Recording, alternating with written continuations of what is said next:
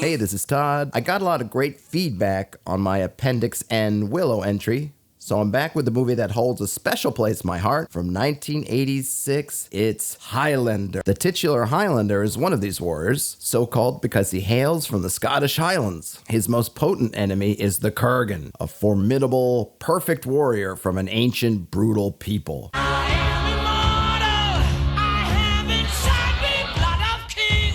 For a movie about sword-fighting immortals, there isn't actually that much swordplay in it. This isn't a problem because, frankly, the swordplay, particularly by today's standards, is pretty primitive. Even back in the day, I never remember waxing lyrical about the fight choreography of Highlander. That isn't why I love it. I love it because of the wonderful absurdity of it all. Immortals drift through time, drawn to each other like opposing magnets, with swords magically hidden beneath jackets and coats, chopping away at each other in alleyways, rooftops, and in parking lots below pro wrestling shows. There can be only one. A French actor plays a Scottish character. A Scottish actor plays an Egyptian character with a Spanish name who is often called the Spaniard despite being an Egyptian. An American actor plays a Kurgan who is supposed to be from the Russian steppe. The Egyptian, played by the Scot, wields an ancient samurai sword, which is passed on to the Highlander, played by the Frenchman. Feeling dizzy yet? What is there to love about Highlander? Let's start with the immortals. The Highlander, as played by Christophe Lambert, is actually a pretty bland character. He gets some fun moments, all in flashbacks, but his expression is usually some flavor of stern. There's a lot of focusing on his eyes and the seriousness of those eyes.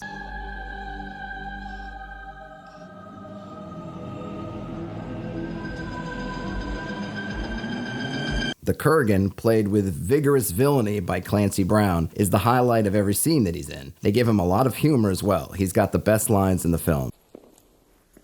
I have something to say. It's better to burn out than to fade away. Then there's Sean Connery as Ramirez. I don't know how they managed to get him into this role. Perhaps he owed someone a life debt. I saved his life. He owes me what you call a life debt.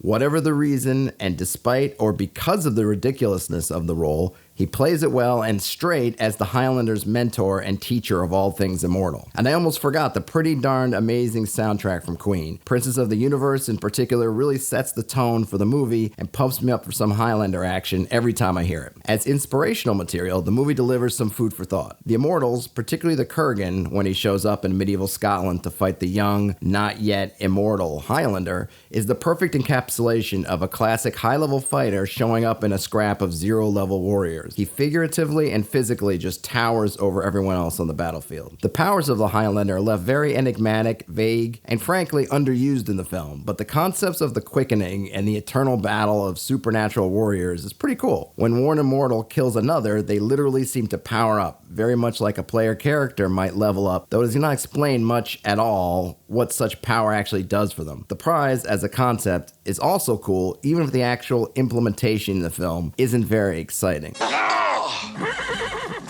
There's a flashback sequence with Ramirez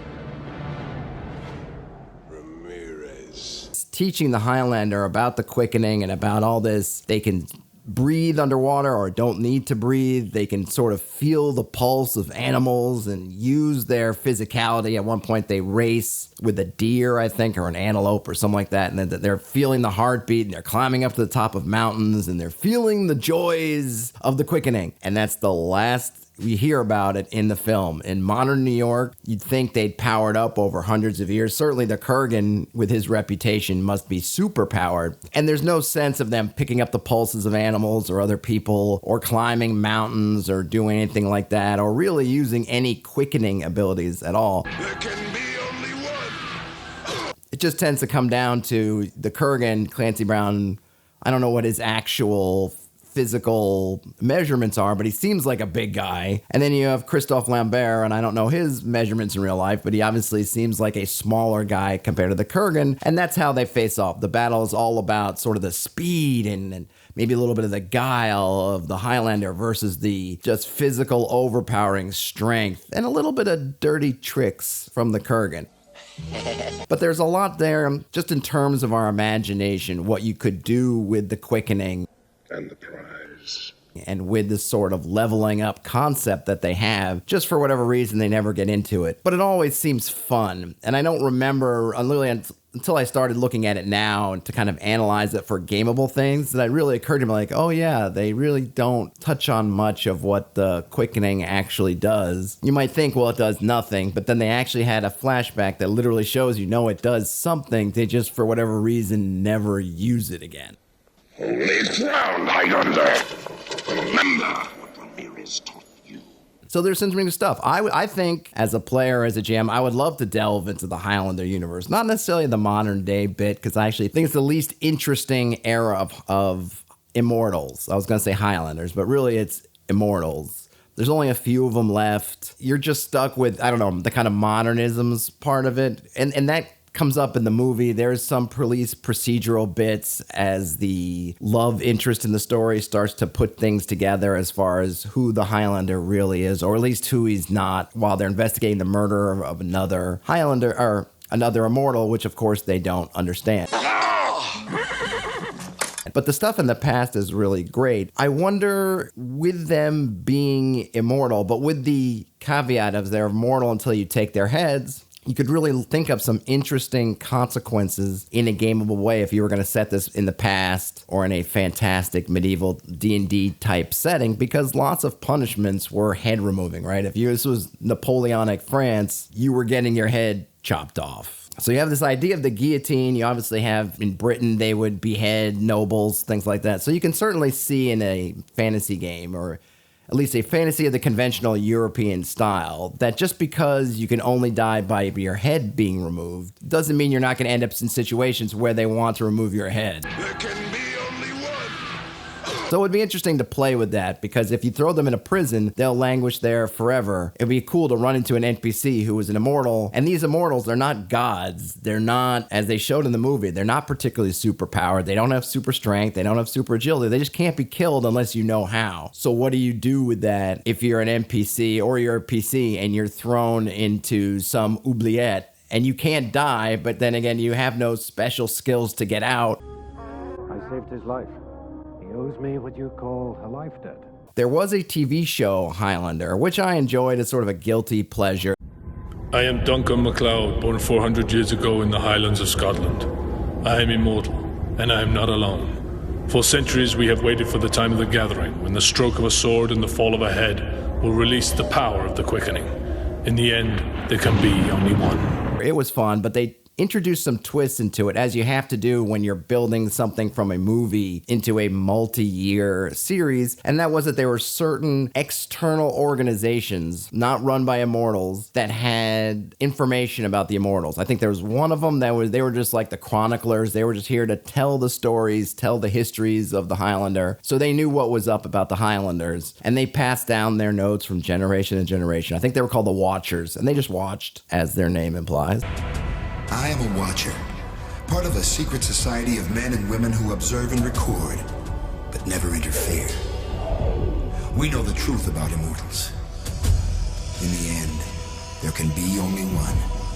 And I think there was some other hostile group that was just trying to kill the immortals just to get them off the table. I don't remember. There might have been some twist that some actual immortal was running this group, but they were just trying to, by any means necessary, behead Highlanders. Because the trick was, if you're an immortal and you want to get the quickening from another immortal, I think you had to do the beheading by hand, steel in your hand, making that happen. You couldn't force them into a guillotine or some other trap that would take their head. But this other organization, they weren't concerned about the quickening. They just wanted to get rid of immortals so they could do whatever tricks they had. In any case, thought it was a really great idea. I don't really feel like any other movie really scratched that same itch as Highlander. I mean, it's very similar in some ways to a vampire, but they didn't play it with the pathos that vampires have. I mean, the Christophe Lambert Highlander has that a little bit.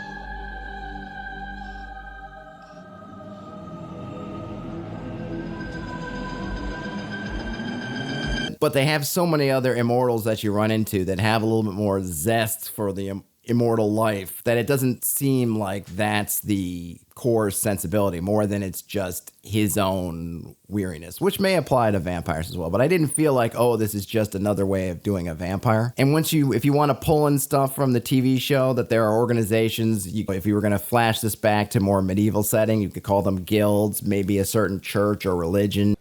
Holy ground, Highlander! Maybe the Watchers could be affiliated with some church or religion, and maybe a different church or religion or cult is just trying to get rid of these immortals. You can obviously take these immortals and figure them into some kind of cosmological plan. Think about maybe they belong to different gods and goddesses. Maybe it's some divine power that at certain times in certain places just gets sucked into a mortal. What happens in the movie, and I believe on the TV show as well, is a character will die, and in that first death, they will manifest their immortality. Now, the movie hints there's a way to tell beforehand, and I think the TV show plays with this too, because the Kurgan seems to know that the Highlander will be immortal before he is killed. Because in fact, what the Kurgan comes to do is to basically kill the Highlander twice. Kill him, he starts to manifest his immortality, and then take his head. And he's about to do that on the battlefield when the Highlander's family and friends rush in and basically intercept and get him out of there. So there are many things you could do with who are these immortals, what grants them this gift. I mentioned the prize a little bit.